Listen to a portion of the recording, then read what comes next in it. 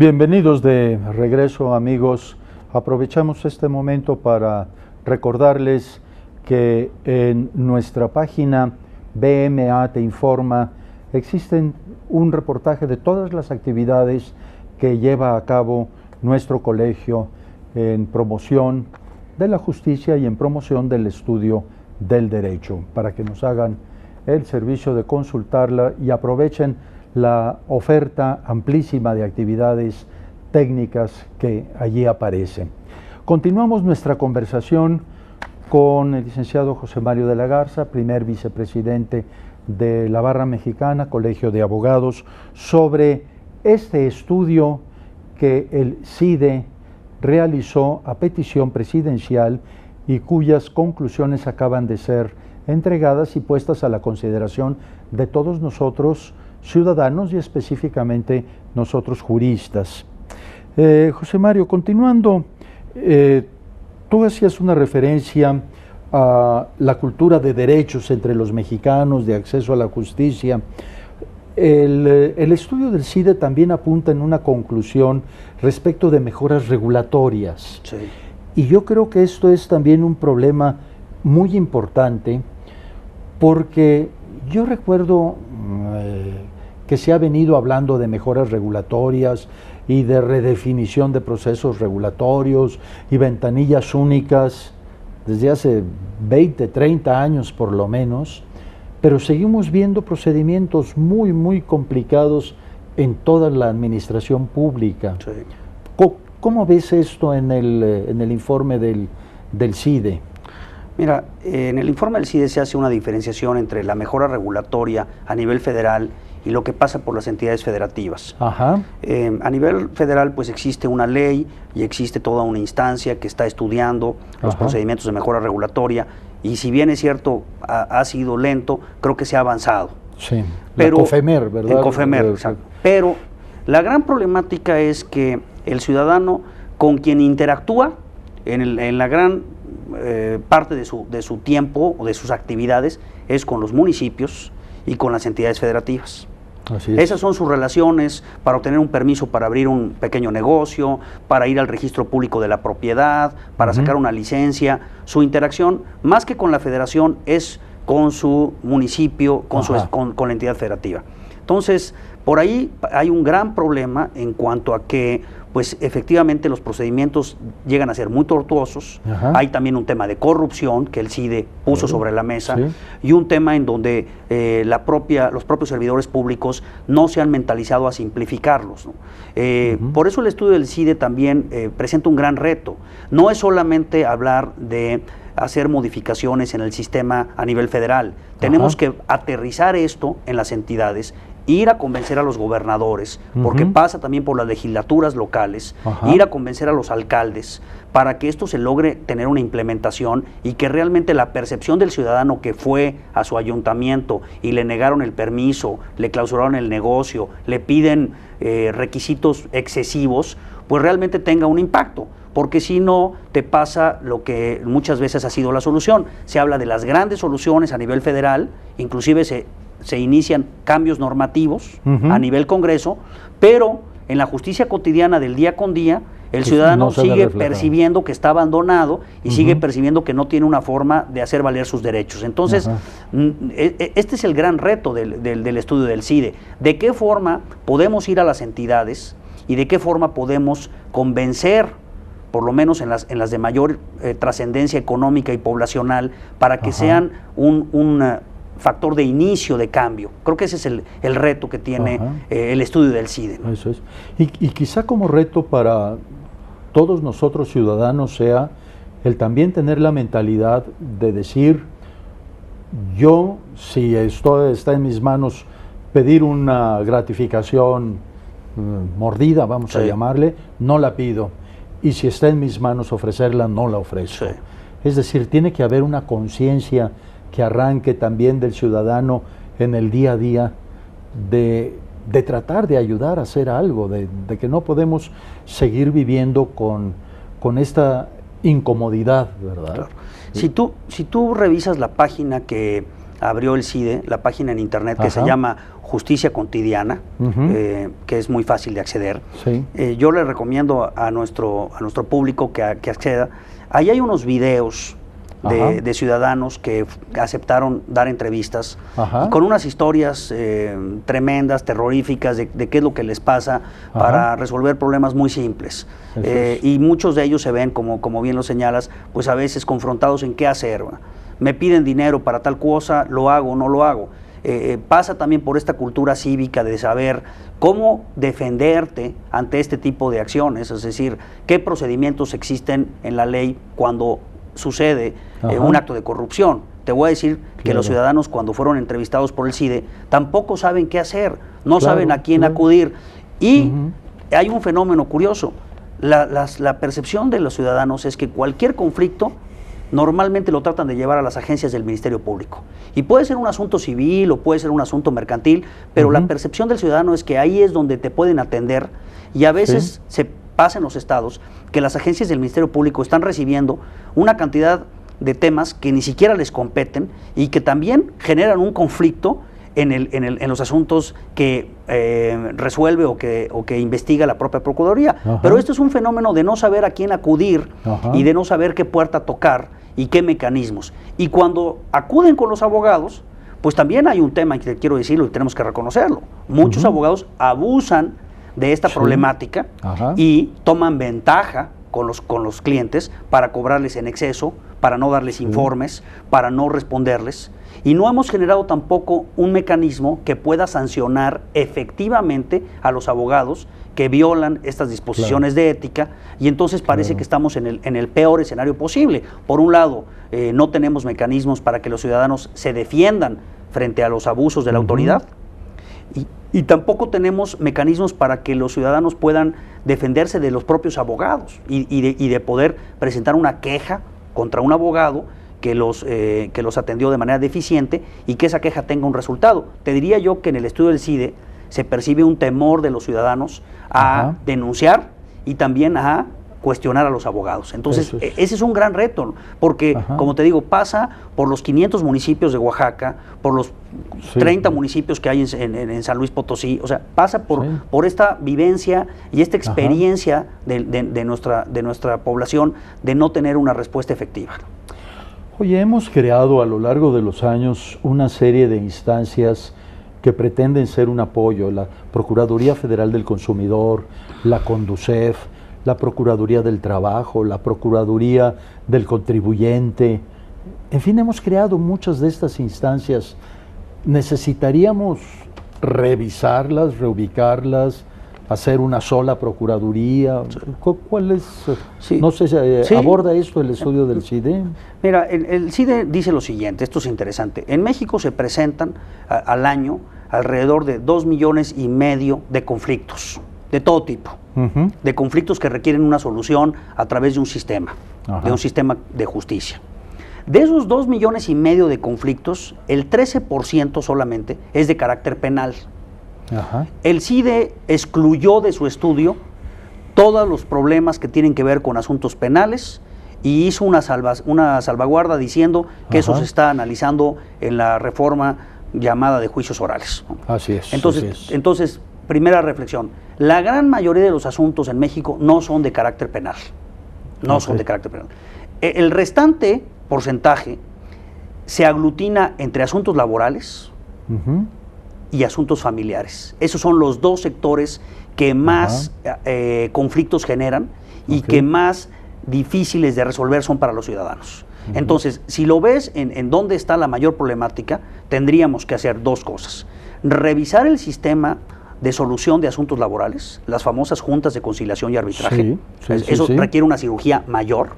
Se ha dicho que una opción podría ser crear un verdadero tribunal del trabajo y salir de este mecanismo de las juntas. O sea, salir del tribunal administrativo y convertirlo, al Poder Judicial. Y convertirlo en un juzgado, y eficientar los asuntos, cómo se resuelven. Eso por un lado. Y de otro lado, la justicia familiar también es muy importante el cúmulo de asuntos que se presentan en México, que no tienen una solución rápida. Entonces, si quieres ser efectivo, en cuanto también los recursos, porque también hay que decir con qué dinero emprendes todo esto, te pasa por un tema presupuestal. Entonces, si quisieras buscar el mayor beneficio para la población, lo que está diciendo el CIDE en su estudio es hay que atacar frontalmente la justicia laboral, buscar que solucione de una manera diferente los asuntos de carácter laboral y los asuntos familiares, entiéndase pensión alimenticia, entiéndase custodia y entiéndase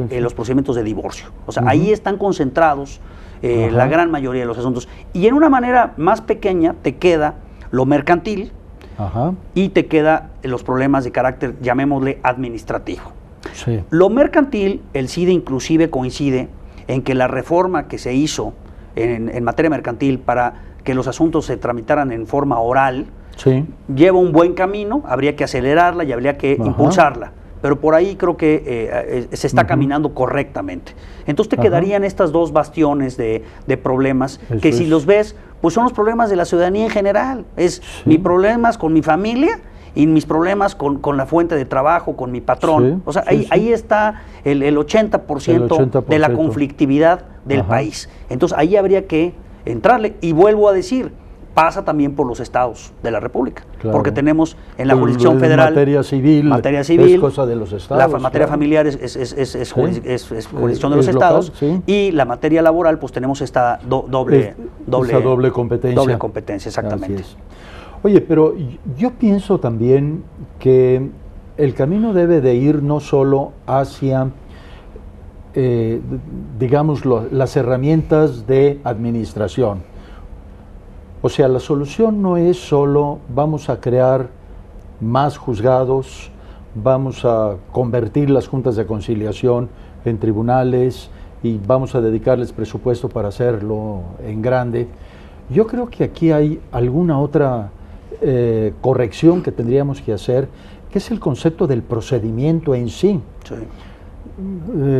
Mutatis mutandis, si me permites la comparación, en una industria o en un negocio, el director de la empresa puede decir, para poder lograr tener mayor productividad necesito contratar otros 100 empleados. O bien puede reformar el proceso para que con los mismos empleados o muy poquitos más de los que tiene, pueda lograr una mayor productividad. A lo mejor esta imagen nos puede servir para la administración de justicia. No sé cómo lo veas tú. Yo creo que nuestros procedimientos son arcaicos, son muy antiguos. Coincido. Fíjate que a mí me tocó participar en el foro que se llevó a cabo en la ciudad de Monterrey, en donde también estuvo la doctora Ana Laura Magaloni, que apoyó este foro, que fue el foro del análisis de los conflictos empresariales, que es lo que tú dices. Platicando con Ana Laura, ella trajo a la mesa de los expertos un procedimiento que tienen en Inglaterra, que se llama Small Courts Conflicts, ¿no? Son cortes, pues digamos, que en una sola audiencia, en donde no se requiere la intervención de abogados, van las personas que tienen un conflicto de tipo económico frente a un juez, y en un momento de una audiencia de quizás de 30, 40 minutos, se escuchan las versiones, se analiza la documentación o las pocas pruebas que se puedan tener, y ahí se resuelve en ese momento la controversia. Y veíamos los números de Inglaterra, del Small Courts, y son altísimos la cantidad de asuntos que han resuelto.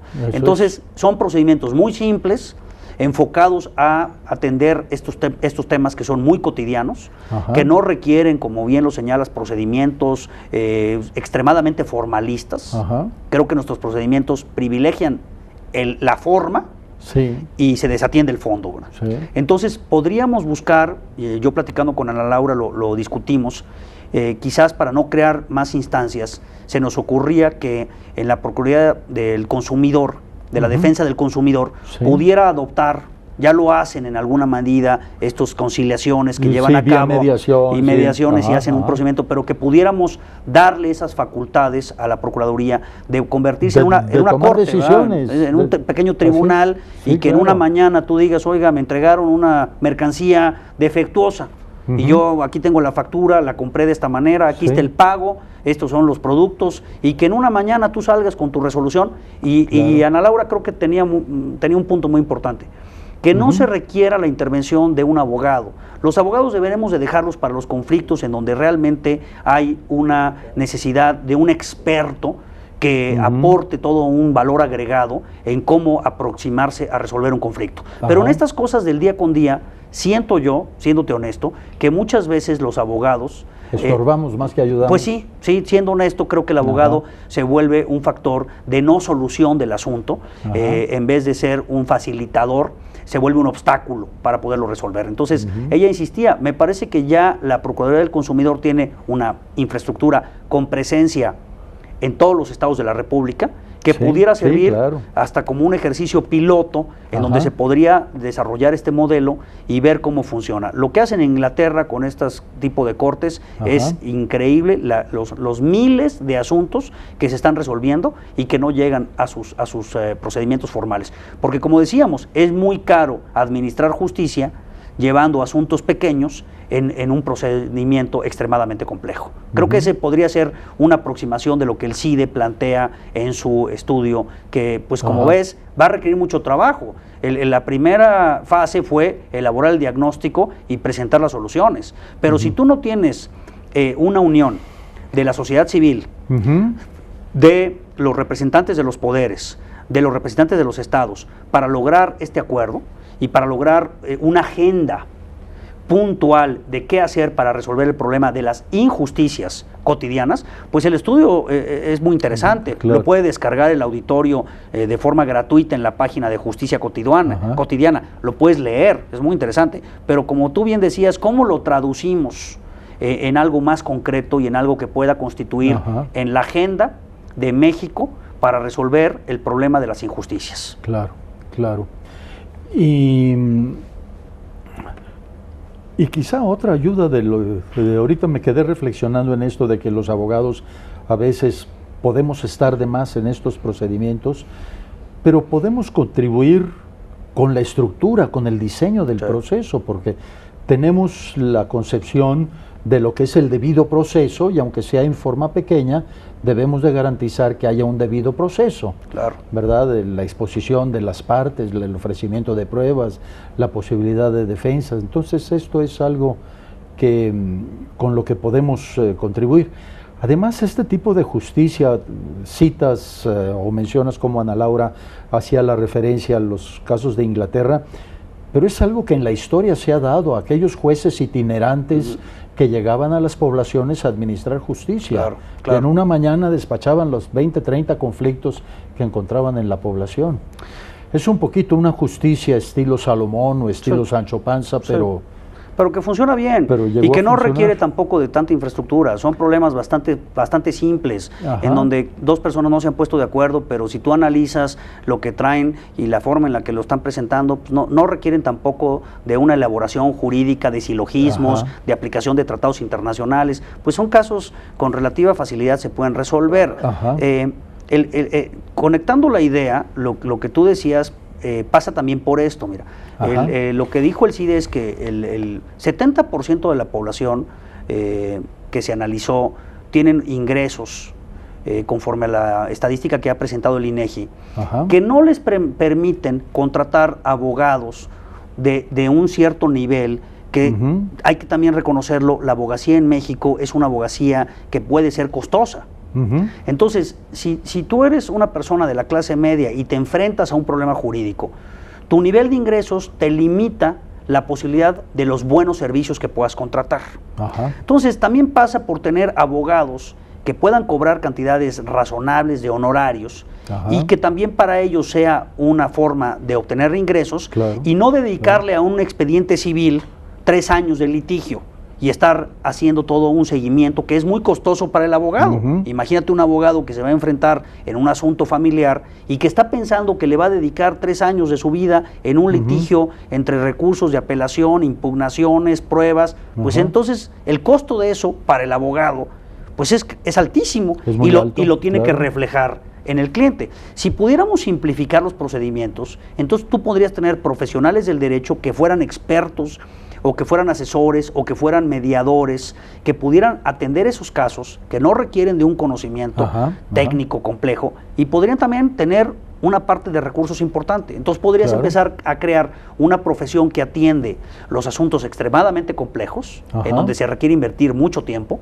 y también profesionistas que entiendan que el nicho de los asuntos cotidianos también puede ser un asunto de negocio. Lo que pasa es que, te pongo este ejemplo, un pagaré de 50,000 pesos, llevarlo a un tribunal y seguir todo el juicio mercantil, pues realmente para el abogado implica mucho tiempo, y a veces el costo-beneficio, pues parecería que al cliente le cuesta más caro contratar al abogado y resolver su juicio que obtener una sentencia favorable, ¿no? Entonces, yo es donde creo que tenemos que intervenir, también los abogados, tenemos que entrarle a buscar cómo nuestra profesión puede agregar valor, porque ahorita la percepción de la ciudadanía en México respecto a los abogados es que no contribuyen a la solución de los asuntos, y que es un gremio extremadamente costoso y que no permite, no facilita las soluciones jurídicas. Ahí está el reto también para la barra y para los abogados de las nuevas generaciones, de cómo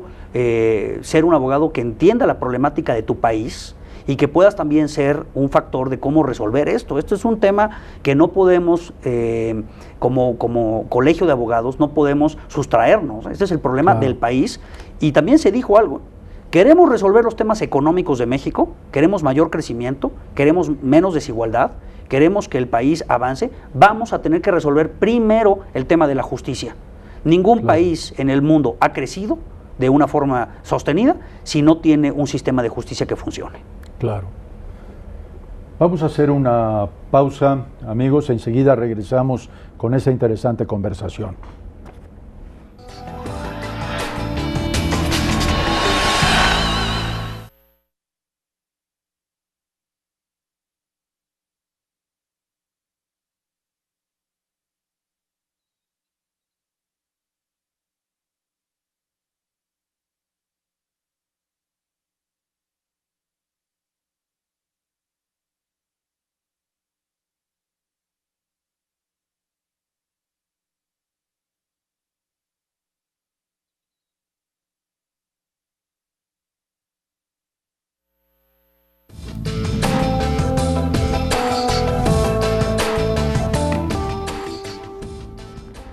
Gracias, bienvenidos de regreso a nuestro programa. Les recordamos que en los cintillos que aparecen a lo largo de su pantalla van apareciendo los domicilios Facebook, Twitter del canal judicial, el correo de la propia Barra Mexicana de Abogados, y bueno, está el anuncio de la página BMA Te Informa, que es donde el colegio presenta todas las actividades que realizamos como Barra de Abogados. Seguimos la conversación con don José Mario de la Garza, el primer vicepresidente de la Barra Mexicana Colegio de Abogados, sobre este tema de la justicia cotidiana conforme al estudio que realizó el CIDE a petición de la Presidencia de la República.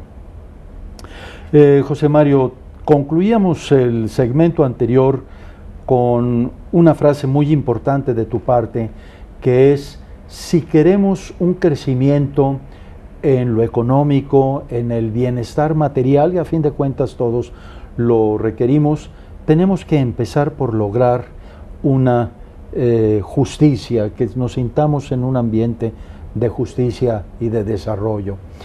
Y hemos hablado de distintos ambientes, hemos hablado, haciéndolo incluso un poquito al lado lo penal, pero hemos hablado de lo laboral, de lo familiar, un poquito lo mercantil, hemos tocado el tema de juicios orales. Me gustaría traer, porque sé que el CIDE también lo trata, el tema de microempresarios, sí, porque en este entorno de creación de producto económico, de Producto Interno Bruto, la microempresa es un factor fundamental. Por supuesto, sí. ¿Cómo aborda el tema o cómo lo conceptúas tú? Lo aborda en dos vertientes. Uno es la dificultad para un innovador de poder obtener el reconocimiento legal de sus invenciones, de la propiedad intelectual de la propiedad industrial. Estamos hablando de las marcas, las patentes, los derechos de autor, ¿no? Que son el basamiento de la innovación hoy por hoy.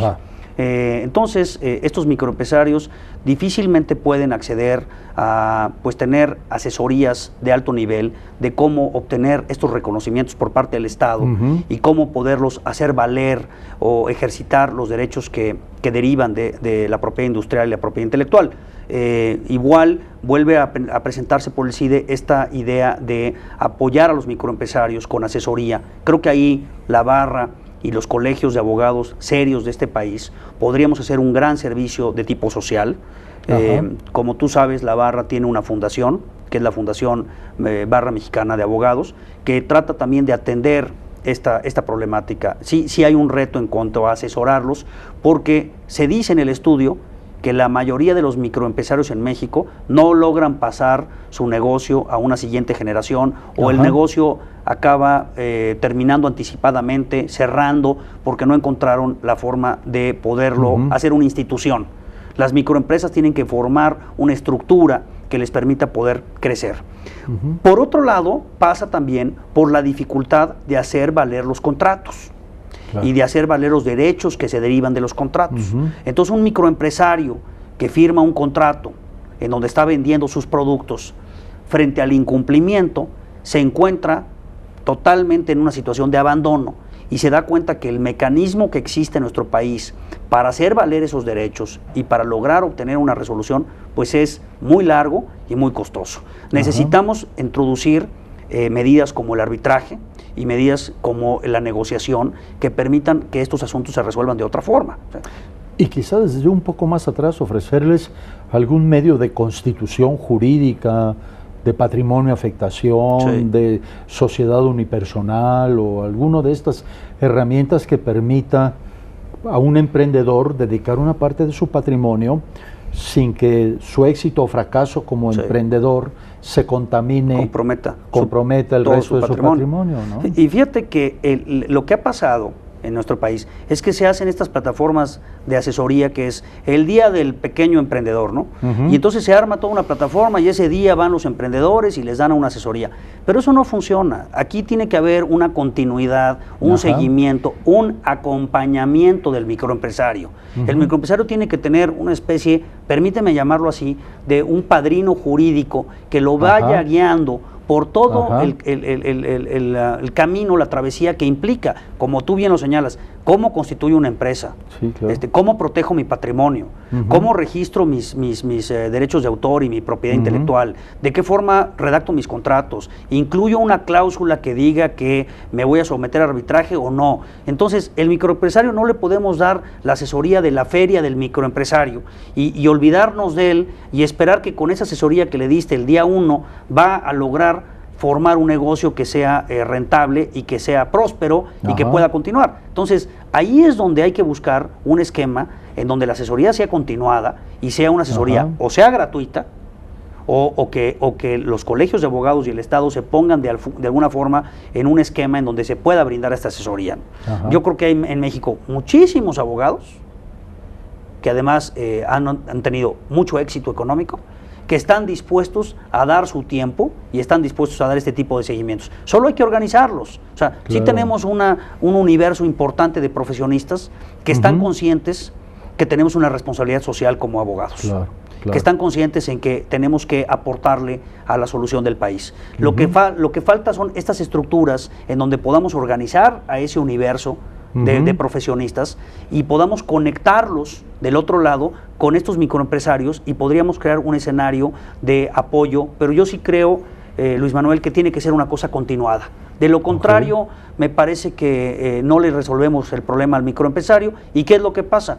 Como no pueden cobrar los derechos derivados de los contratos, como no pueden defender sus propiedades, como no tienen un sistema para defenderse de actos arbitrarios de los gobiernos, pues acaban cerrando estos establecimientos, ¿no? Entonces tú ves pequeños negocios que se van formando, lo ves en las colonias, lo ves en los pequeños municipios, vuelves a pasar después por un tiempo y ya está cerrado el negocio, ¿no?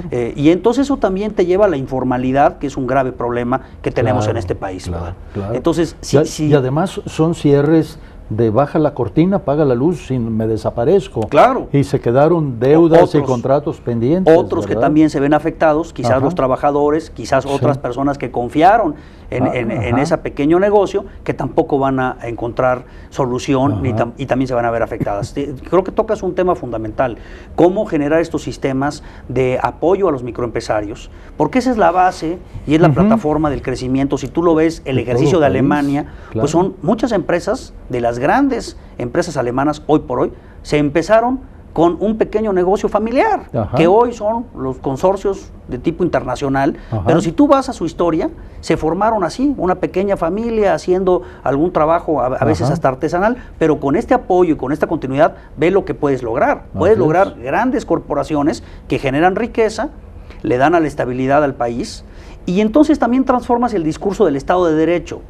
porque al evento al que tú acudas, que se vaya a abordar temas de justicia o temas de derecho, se enarbola de una manera muy superficial el Estado de Derecho. Y no hay gobernante que no lo ponga en la agenda. Pero si eso no lo traducimos en cosas pequeñas, no es la gran cosa faraónica que haya que hacer, hay que atacar los problemas así, el microempresario, la familia, el trabajador, hay que ajustar en la parte de abajo de la pirámide, es donde hay que hacer esos ajustes. A veces, como dices tú, son cosas más simples de querer decir, vamos a reformar la Constitución para resolver el problema de justicia. Yo me parece que no es un tema de reformas ni de leyes, es un tema de lograr una mejor aplicación y un sistema que permita resolver las disputas de forma más eficiente, Luis Manuel. Incluso puede buscarse el apoyo. Hace un momento que hablábamos de todos estos procedimientos y de la dificultad que tiene el público en general de acudir a un abogado y encontrar un apoyo, por costoso como sea. Yo creo que hay varias herramientas. Por ejemplo, el Instituto de la Judicatura, el Instituto de la Defensoría que tiene el Consejo de la Judicatura, es un instituto que ha probado ser verdaderamente eficiente, incluso haciendo defensa hasta en idiomas indígenas, en las lenguas distintas que se hablan en el país. Creo que es una gran herramienta que tenemos, y como el Poder Judicial Federal, pues los poderes judiciales locales también tienen sus institutos o sus sistemas de defensoría pública. Las facultades de derecho suelen utilizar también bufetes jurídicos para brindar estos servicios. Y luego, como tú dices, pues los mismos colegios de abogados debemos de tener la conciencia de que tenemos que hacer una actividad pro bono en algún momento, ¿no? Yo añadiría una que también se analizó en los foros del CIDE, que es las comisiones de derechos humanos. Las comisiones de derechos humanos, mira, ahí hay una reflexión interesante y Ana Laura lo planteaba de esta manera. Resulta ser que para la clase económicamente fuerte en este país está el juicio de amparo para defenderse de los actos de autoridad. Y ella decía que para los pobres están las comisiones de derechos humanos que hacen recomendaciones que no son obligatorias y que no son vinculantes y que normalmente pues, pasan por un proceso discrecional de ver si un gobernador quiere o no cumplirlas, ¿no? Entonces, tenemos ya una estructura en las comisiones de derechos humanos, y me refiero a las que están en los estados, y hay un modelo en Colombia que se llama la Defensoría del Pueblo, en donde no nada más se atiende el conflicto de la violación de derechos humanos de un particular frente a la actuación del Estado, sino se abre un abanico de defensa de la población frente a las cosas que suceden en la cotidianidad. Entonces, ya tenemos unas comisiones donde hay presupuesto, donde hay abogados que trabajan en estas comisiones, donde se atiende al público, donde ya hay una tradición de darle seguimiento a los casos. Podríamos pensar en que esas comisiones avanzaran, por un lado, siguieran trabajando en el tema de derechos humanos y la defensa de los derechos humanos con el esquema que se tiene de ombudsman, pero abrirles un segundo capítulo, permíteme decirles así, que fuera esta defensoría de la población de escasos recursos. México, con cifras del Coneval, tenemos 60 millones de personas en pobreza. Son las cifras oficiales. Esas personas que están en pobreza, que se ven enfrentadas a un problema con la policía, a un problema, como decíamos, con el patrón, a un problema con un comerciante, no tienen un mecanismo para resolver, no tienen acceso a la justicia. Entonces, podría ser este modelo de comisiones de derechos humanos que avanzara y que pudiéramos tener en esas propias comisiones un lugar, un recinto para que estos asuntos, en donde hay una persona con escasos recursos que no tiene forma de defenderse, pudiera ir ahí. Y ahí podrías concretar facultades de derecho, coincido contigo, y podrías facultar a las barras de abogados para que trabajaran en forma conjunta. Yo no creo que este sea un problema que lo va a resolver el Estado. Lo tenemos que resolver la sociedad civil organizada junto con la estructura del Estado. Este problema es tan grande, es tan complejo, es de una dimensión tan que tiene tantas aristas, que si no nos involucramos como sociedad civil y tomamos una posición, pues decir, ahí está la injusticia de mi país y que se resuelva, no va a pasar. Nos tenemos nosotros que involucrar para que esto se resuelva. No hay de otra, ¿sí? Eso lo digo categóricamente. Tenemos que involucrar, tenemos que buscar nosotros, junto con las instancias de gobierno, una solución. Así es. Sí, porque en el estudio del CIDE veo también alguna referencia a comunidades o a grupos vulnerables, sí. Pero para todos los efectos, todo el consumidor de bienes o servicios o todo el usuario de justicia forma parte de una comunidad vulnerable, porque se enfrenta el ciudadano común a problemas de tamaños verdaderamente extraordinarios, ¿verdad? Y como no puede resolver sus problemas de justicia con las instancias que hay, pues entonces también estás viendo el correlativo, la justicia por propia mano, el aumento de la violencia en nuestro país, el aumento de los conflictos que se vuelven conflictos de tipo ya físicos. ¿Por qué? Pues porque si yo voy a un tribunal y esto se va a tardar 4 o 5 años, pues resulta que eso también le mete una presión y tiene una conexión directa con la forma en la que estamos actuando como sociedad. Entonces, tú quieres también tener una sociedad en donde disminuyamos la violencia, en donde tengamos una convivencia pacífica, en donde podamos crear unas comunidades. México lo que necesita es crear comunidad, donde haya un entendimiento de pertenencia, de colaboración. Tú quieres hacer eso, quieres que este país sea un país donde nos entendamos, donde podamos convivir, pues tú necesitas encontrar mecanismos que permitan resolver los conflictos y que permitan darle herramientas al ciudadano para no ir a buscar la justicia por propia mano, que es lo que estamos viendo en sectores de la sociedad que cuando no encuentran respuesta, la única salida que tienen es esa. Entonces, también, además del tema económico, que es muy importante, también pasa por descompresurizar nuestra problemática de violencia. Entonces, creo que por eso a mí me parece que este es el problema más importante de nuestro país, porque si nos abocamos a resolverlo, y esto no se va a resolver mañana, es un problema de largo plazo, pero si nos abocamos a resolverlo de una manera ordenada, con una agenda, creo que México podría avanzar en el crecimiento económico, por un lado, en reducir el tema de la violencia, que a mí me preocupa mucho, y en poder avanzar en crear una sociedad pues más equitativa al final del día, porque sí creo que no se vale el que un grupo de personas en nuestro país podamos resolver nuestras controversias, porque tenemos acceso a la justicia, y mexicanos de segunda o mexicanos de tercera, permíteme decirlo así, no puedan llegar a los tribunales, no tengan acceso a la justicia. O sea, estamos hablando de uno de los derechos fundamentales más importantes, el acceso a la justicia. Entonces, creo que este es el gran reto. Este es el gran reto. El gran reto de nuestro país. Muy bien. José Mario, pues no me queda más que agradecer tu participación en este programa, y no solo en este programa, sino tu labor al frente de la primera vicepresidencia de la Barra en la impulsión de este estudio que se ha elaborado y que nos brinda pautas para que los mexicanos podamos crecer en este camino de la justicia. Amigos, eso ha sido todo por esta ocasión.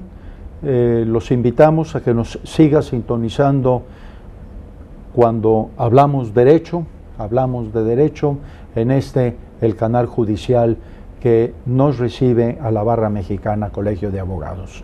Muchas gracias, hasta la próxima.